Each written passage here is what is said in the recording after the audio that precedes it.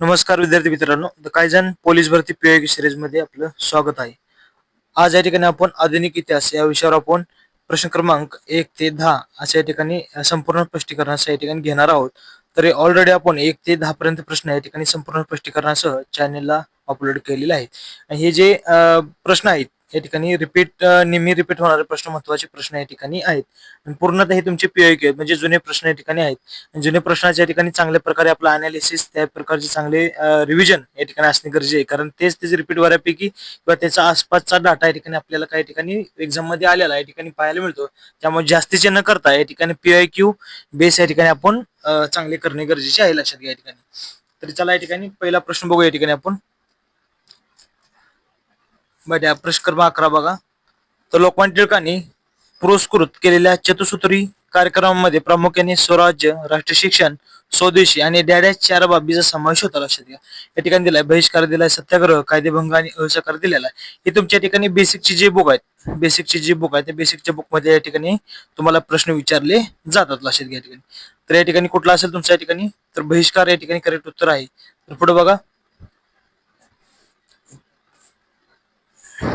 लोकमान्य टिळकांनी 1905 वंगभंग आंदोलनानंतर ब्रिटिश सत्तेविरुद्ध, ब्रिटिश सत्तेविरुद्ध 1905 काय झालं, वंगभंग आंदोलन झालं.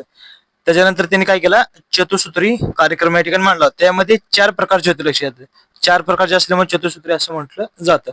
स्वराज्य, स्वदेशी, बहिष्कार आणि कुठलं राष्ट्रीय शिक्षण, अशा प्रकारचे 4 तत्व त्यांनी या ठिकाणी कोणी मांडलं होतं, लोकमान्य टिळकांनी मांडलेलं होतं, लक्षात घ्या, महत्वाचे.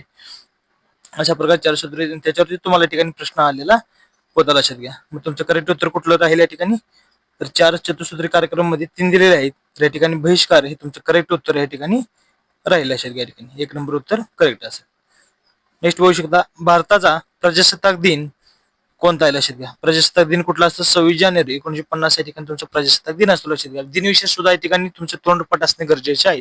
जे महत्वाचे आहे ते तर तुमचे तोंडपाठ करते सुद्धा फिक्स विचारतात. 15 ऑगस्ट या ठिकाणी काय झालं, 15/1947 आपण काय झालं, भारत स्वतंत्र झाला. तसे 1 मे 1960 काय तुमच्या ठिकाणी काय महाराष्ट्र दिन सुद्धा म्हटलं जातो. किंवा दुसरं काय तुमच्या ठिकाणी कामगार दिन सुद्धा असतो. काय असतो, कामगार दिन सुद्धा या ठिकाणी हे असतात, लक्षात घ्या. बाकीचे तर येणार. प्रजासत्ताक दिन म्हणजे कुठला, 26 जानेवारी 1950 रोजी. पुढे बघू शकता या ठिकाणी महत्वाचे दिन विशेष काय आपण घेतलेत. 15 ऑगस्ट म्हणजे कुठला आला, स्वातंत्र्य दिन. 26 जानेवारी म्हणजे कोणता आला, प्रजासत्ताक दिन. 2 ऑक्टोबर गांधी जयंती. जानेवारी मध्ये कुठले, 12 जानेवारी म्हणजे कुठला, राष्ट्रीय युवा दिन. 5 सप्टेंबर म्हणजे कुठला, शिक्षक दिन. आणि राष्ट्रीय खेळ म्हणजे कुठला आला तुमचा दिन, म्हणजे 29 ऑगस्ट म्हणजे राष्ट्रीय खेळ. हे दिनविशेष अत्यंत महत्वाचे दिनविशेष तुम्हाला तोंडपाठ असणे गरजेचे आहेत, लक्षात घ्या. या ठिकाणी 12 जानेवारी राष्ट्रीय युवा दिन म्हणजे कुठला, स्वामी विवेकानंद जयंती यांची. नंतर 15 जानेवारी म्हणजे सैन्य दिन. 26 जानेवारी प्रजासत्ताक दिन. आणि 30 जानेवारी म्हणजे हुतात्मा दिन म्हणून कुठला, महात्मा गांधी पुण्यतिथी यांची आपण साजरी करतो, लक्षात घ्या. तुम्हाला याच्यावरतीच या ठिकाणी प्रश्न विचारलेले होते, लक्षात घ्या. 15 ऑगस्ट स्वातंत्र्य दिन. असे महत्वाचे दिन विशेष आहेत, तुम्हाला तोंडपाठ करणे गरजेचे आहेत, लक्षात घ्या. नेक्स्ट बघू शकता 13 कॅबिनेट मिशन म्हणजे त्याला काय म्हटलं जातं, त्रिमंत्री योजना चे सदस्य कोणते नव्हते असं विचारले. म्हणजे त्यापैकी 3 असणार आणि 1 त्या ठिकाणी तुमचा नसणार आहे, लक्षात घ्या. या ठिकाणी कॅबिनेट मिशन म्हणजे कधी आलं, तर मे 1946 मध्ये या ठिकाणी भारतामध्ये कॅबिनेट मिशन आलं, लक्षात. कधी आलं, तर मे 1946 मध्ये या ठिकाणी काय कॅबिनेट मिशन आलते. पुढे डिटेल आपण बघूच कोणते सदस्य नव्हते. बघू शकता या ठिकाणी मे 1946 कॅबिनेट मिशन योजना म्हणजे त्रिमंत्री योजना. याला भारतात काय सत्ता करण्यासाठी, काय भारताला सत्ता हस्तांतरण म्हणजे ब्रिटनकडून आपल्याला सत्ता देण्यासाठी, भारताला सत्ता देण्यासाठी या ठिकाणी काय केलं, ब्रिटिशचे जे काय पंतप्रधान होते ॲटलींनी काय केलं, ब्रिटिश पंतप्रधान ॲटलीने हे जे 3 सदस्य या ठिकाणी भारतामध्ये पाठवले, लक्षात घ्या. त्यामध्ये कुठलं होतं बघा, लॉर्ड पॅथिक लॉरेन्स हा भारत मंत्री होता. नंतर काय सर स्टॅनफोर्ड क्रिप्स. नंतर कुठला होता, अलेक्झांडर. हे 3 महत्वाचे बरं लक्षात, लॉरेन्स, क्रिप्स आणि अलेक्झांडर. अशा प्रकारे लक्षात ठेवा या ठिकाणी महत्वाचं. या ठिकाणी आणि प्रमुख कोण होता, अध्यक्ष कोण होता या ठिकाणी, कॅबिनेटचे 3 सदस्य 1946 होते. लॉरेन्स हा काय तुमचा प्रमुख होता, मिशनचा प्रमुख होता, लक्षात. म्हणजे कोण होता, हा अध्यक्ष होता, लक्षात घ्या. बाकी तर 2 कोणते, क्रिप्स आणि अलेक्झांडर हे तुमचे काय 2 होते, सदस्य होते, लक्षात. कोण होते, सदस्य होते, लक्षात घ्या. आणि लॉरेन्स कोण होता? अध्यक्ष होता. म्हणून लॉरेन्स, क्रिप्स आणि अलेक्झांडर अशा प्रकारचं लक्षात शॉर्ट शॉर्ट जे आपल्या लक्षात राहत नाही ते शॉर्ट शॉर्ट फक्त थोडी थोडी नाव लक्षात ठेवा. लक्षात घ्या ठिकाणी लॉरेन्स, क्रिप्स आणि अलेक्झांडर. फक्त आपले इलिमिनेशन त्यात करायचं लक्षात घ्या. कुठला कुठला होता तुमच्या ठिकाणी बघा. लॉरेन्स होता, क्रिप्स होता आणि अलेक्झांडर या ठिकाणी होता लक्षात. माउंट बॅटन तर या ठिकाणी नव्हता विषय, पण या मिशन मध्ये नव्हता, तो मिशन सदस्य नव्हता. नेक्स्ट बघू शकता. भारतात रेल्वे, तारायंत्र, पोस्ट याची सुरुवात खालीपैकी कोणाच्या कारकिर्दीत झाली? लक्षात घ्या. बारी पण दिलाय डलहौसी, बेटिंग आणि काय लॉर्ड वेल्सली. वेगळे ऑप्शन तुम्हाला दिले, पण बऱ्यापैकी विद्यार्थी माहिती आहे काय लॉर्ड वेल्सली यांच्या डलहौसी कोणाच्या? लॉर्ड डलहौसी 1948 ते 46 पर्यंत कालावधी. किती? 1948 ते 56 पर्यंत. लक्षात घ्या. 48-56 पर्यंत या ठिकाणी काय कोणाचा कालावधी येतात? लॉर्ड डलहौसी कालावधीत होता. लक्षात घ्या. तर यांचे अत्यंत महत्वाच्या घटना यांच्या काळामध्ये या ठिकाणी झालेल्या होत्या. तर बघा या ठिकाणी लॉर्ड डलहौसी 48 ते 56 यांचा कालावधी होता. ब्रिटिश सत्तेचा पाया म्हणजे पाया किंवा याचं विस्तारक किंवा यांना काय म्हटलं जातं अजून आधुनिक भारताचा निर्माता सुद्धा या ठिकाणी म्हणून कोणाला? लॉर्ड डलहौसी यांना ओळखलं जात या ठिकाणी. त्यांनी दत्तक वारसा नामंजूर सुद्धा या ठिकाणी विधेयक केलं होतं. लक्षात घ्या. अनेक अशी संस्थांनी त्यांनी खालसा या ठिकाणी केली होती. तसेच त्यांनी काय केलं? रेल्वे, तारयंत्र, टपाल सेवा सुरू करून पायाभूत सुविधा या ठिकाणी त्यांनी काय केलं? सुरू केल्या. लक्षात याच्यावरती तुम्हाला या ठिकाणी काय प्रश्न विचारलेला आहे. लक्षात त्यामुळे करेक्ट कुठलं? लॉर्ड डलहौसीवर तुम्हाला कोणी काय सुरू केलं? रेल्वे, तारयंत्र आणि टपाल सेवा त्यांनी सुरू केल्या होत्या. त्यांना काय म्हटलं जातं? आधुनिक भारतात निर्माता सुद्धा म्हटलं जातं. दत्तक वारसा नामंजूर सुद्धा कोणी त्यांनीच केलेलं होतं. ब्रिटिश सत्तेचा विस्तार सुद्धा किंवा पायात म्हणजे विस्तार कोणी केला? त्यांनीच केला होता. लक्षात घ्या. अजून महत्वाचे प्रश्न त्यांच्या संदर्भात बघा.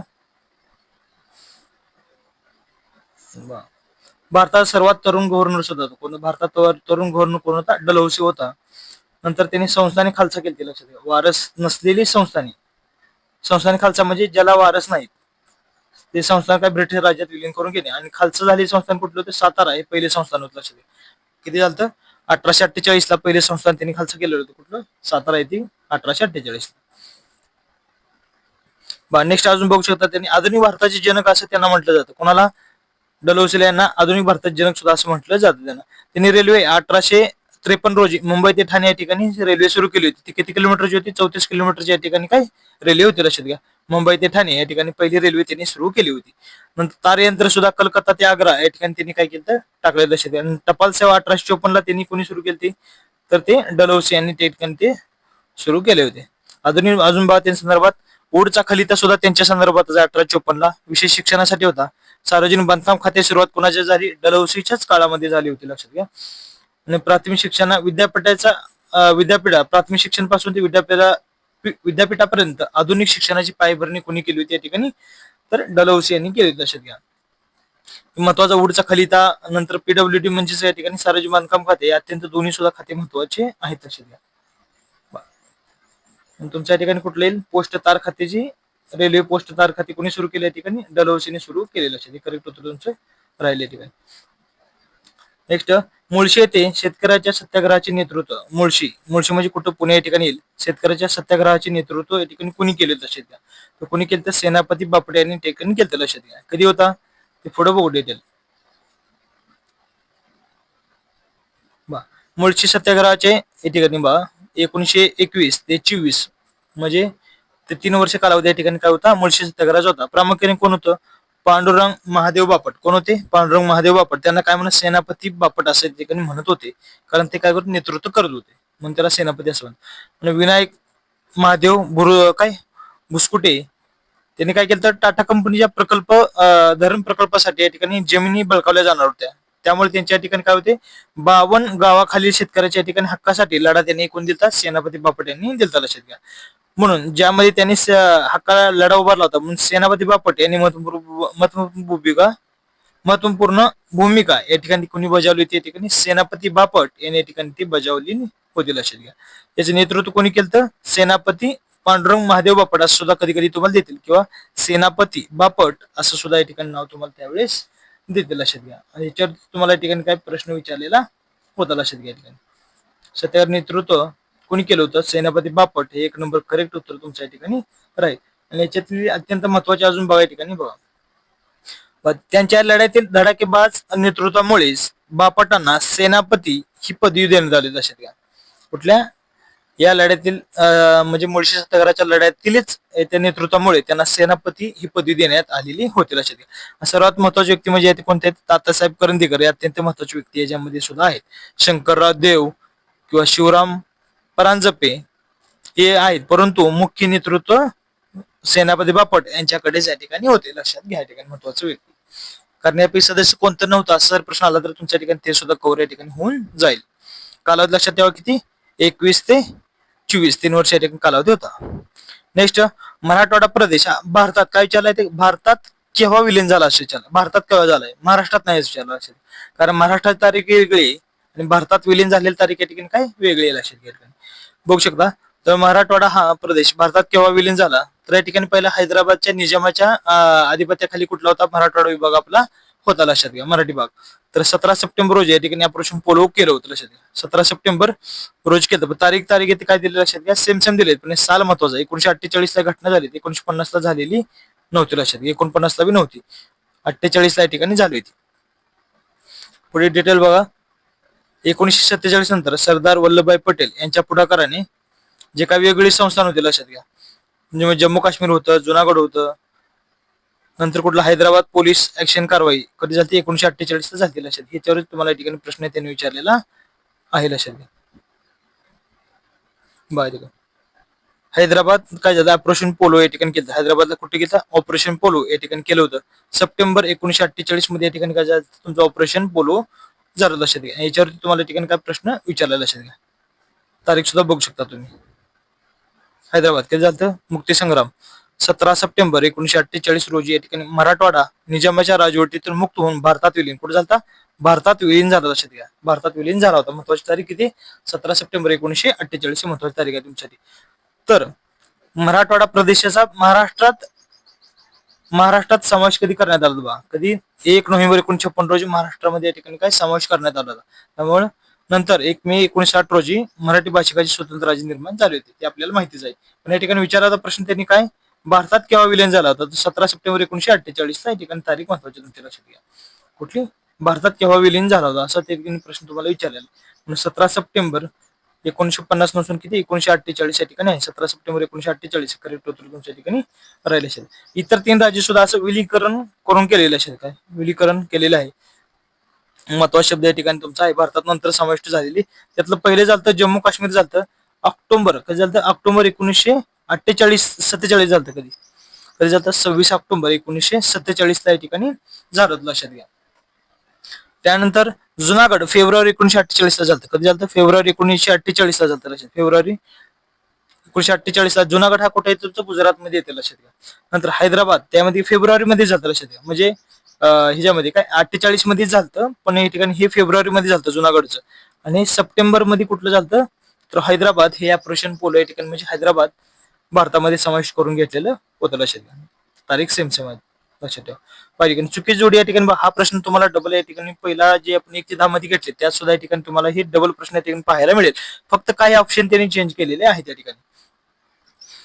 या ठिकाणी चले जाव चळवळ या ठिकाणी 1942 ची बरोबर आहे. सविनय कायदेभंग चळवळ 1935 ला या ठिकाणी नसून किती 1930 ते 34 पर्यंत आहे. किती 1930 ते 34 पर्यंत या ठिकाणी काय सविनय कायदेभंग चळवळ तुमच्या ठिकाणी असेल लक्षात. त्यामुळे हे तुमचं चुकीचं ठरेल. 1930 असं देतील. असहकार चळवळ म्हणजे 1920 ते 22 दरम्यान होती. 1920 ते 22 दरम्यान येते म्हणजे 1920 दिलेला लक्षात. पुणे करार 1932 मध्ये या ठिकाणी कोण झालं, गांधी आणि आंबेडकरांमध्ये झाला लक्षात. कोणामध्ये झाला, पुणे या ठिकाणी काय झालं तुमच्या ठिकाणी हा करार या ठिकाणी झालेला होता लक्षात. गांधी आणि आंबेडकरांमध्ये झाला पुणे करार महत्वाचा.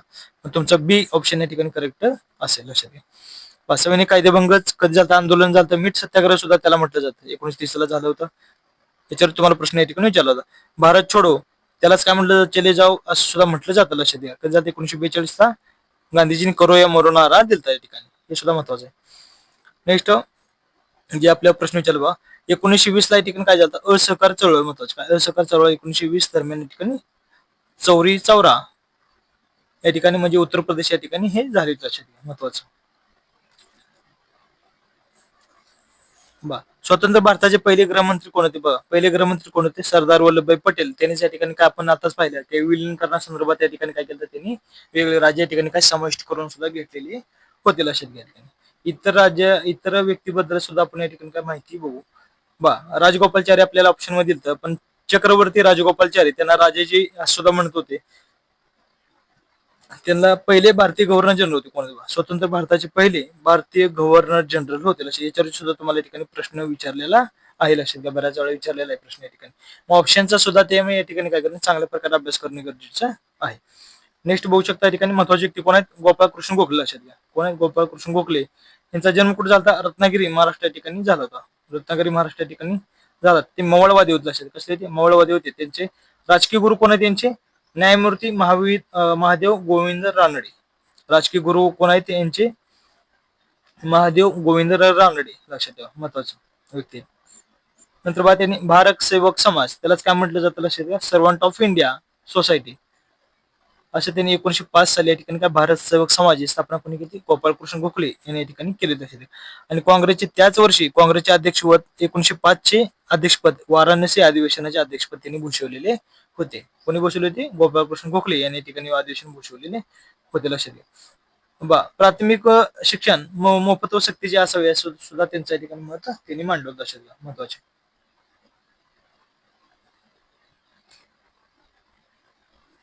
नेक्स्ट पुढे बघू शकता अजून महत्वाचं, माझी जन्मठेप हे पुस्तक कोणी लिहिले? माझी जन्मठेप हे पुस्तक कोणी लिहिले? कोणाच्या ठिकाणी बघा, स्वातंत्र्यवीर सावरकर यांनी या ठिकाणी पुस्तक लिहिलेले आहे, महत्वाचे लक्षात घ्या. माझी जन्मठेप हे स्वातंत्र्यवीर विनायक दामोदर सावरकर यांनी लिहिलेले, म्हणजे कुठले तर अंदमानच्या सेल्युलर जेलमध्ये भोगलेल्या भयानक कारवायावर आधारित हे आत्मचरित्र त्यांनी या ठिकाणी काय लिहिलेलं होतं लक्षात घ्या. अंदमानच्या तुरुंगात ते असताना त्या ठिकाणी त्यांनी माझी जन्मठेप पुस्तक त्यांनी लिहिलं होतं लक्षात घ्या. त्यासाठी अत्यंत महत्वाचं पुस्तक या ठिकाणी आहे. स्वातंत्र्यवीर विनायक दामोदर सावरकर यांना सावरकरना 2 जन्मठेपी शिक्षा भेटली, 50-50 वर्ष. त्यावेळेस त्यांनी उद्धार काढलं होतं, तो तर ब्रिटिश राज्य तरी टिकेल का, असं उद्धार त्यांनी काढलं होतं. मग त्याला काय काळ्या पाणी शिक्षा सुद्धा असं म्हटलं जातं या ठिकाणी, म्हटलं जातं ते. नेक्स्ट बघू शकता या ठिकाणी स्वतंत्र मजूर पक्षाची स्थापना. स्वतंत्र मजूर पक्षाची स्थापना या ठिकाणी खाली कोणी केली? गोखले, रानडे, महात्मा फुले आणि कोण? डॉक्टर बाबासाहेब आंबेडकर या ठिकाणी दिलीत. कोण असेल तुमचं करेक्ट? तर डॉक्टर बाबासाहेब आंबेडकर या ठिकाणी यांनी स्थापना केलेली. डॉक्टर बाबासाहेब आंबेडकरांनी 15 ऑगस्ट 1936 रोजी स्वतंत्र मजूर पक्षाच्या ठिकाणी काय त्यांनी स्थापना केली. त्याचं मुख्यालय कुठे आहे? मुंबई या ठिकाणी मुख्यालय आहे त्याचा मुख्य उद्देश काय होता स्थापना करण्यामागचा? तर भांडवलशाही व ब्राह्मणशाहीला या ठिकाणी विरोध करणे. भांडवलशाही आणि ब्राह्मणशाहीला या ठिकाणी काय त्यांनी विरोध करण्यासाठी स्वतंत्र मजूर पक्षाची त्यांनी स्थापना केलेली होती लक्षात घ्या. कधी? 15 ऑगस्ट 1936 ला. कोणी संस्थापक? डॉक्टर बाबासाहेब आंबेडकर. महत्वाची व्यक्ती होते लक्षात घ्या. यांच्यावरती बऱ्याच वेळा प्रश्न सुद्धा नेहमी विचारला जातो लक्षात घ्या. बघा, अशाच प्रकारचे नवीन व्हिडिओ पाहण्यासाठी या ठिकाणी चॅनल कोणी नवीन असेल तर चॅनलला सबस्क्राईब करून ठेवा की व्हिडिओ टाकताच तुम्हाला त्याची नोटिफिकेशन मिळून जातील. थँक्यू.